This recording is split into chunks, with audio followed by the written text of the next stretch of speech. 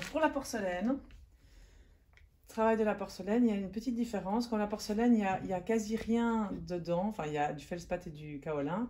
Et donc c'est très pur. Il n'y a pas de chamotte, il n'y a pas de sable, il n'y a rien qui peut lier. Et donc on est obligé de la travailler dans 3 sens différents. Donc je vais reprendre un morceau, quand même un bloc. Si je la coupe. Voilà,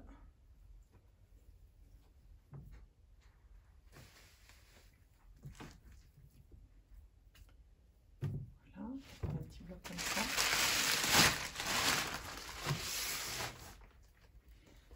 Et donc je vais travailler dans 3 sens. Évidemment sur un plan de travail super propre, pour être sûr de ne pas avoir plein de petites crasses qui vont se mettre dedans. Et on va de nouveau retravailler avec les paumes des mains. Et on va repartir. La porcelaine est toujours au départ un tout petit peu plus dure. Et puis elle se ramollit au fur et à mesure. C'est assez magique. Donc là, je vais faire le même mouvement que pour la terre. Toujours avec les paumes sur les côtés.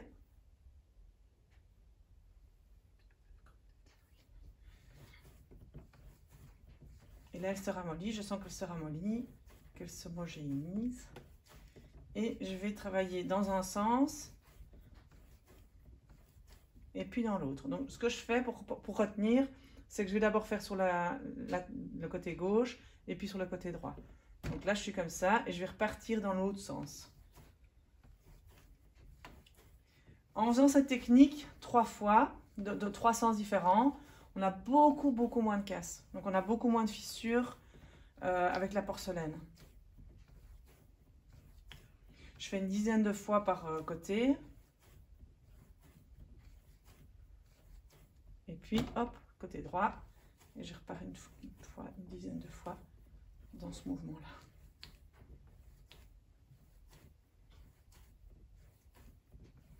Gardez vraiment quelque chose de bien compact. Il ne faut pas que ça commence à... S'il y a des cornes et tout ça, c'est pas normal. Si ça fait un boudin, c'est pas normal. Faut que ça reste une tête de ce que vous voulez, mais une tête de quelque chose.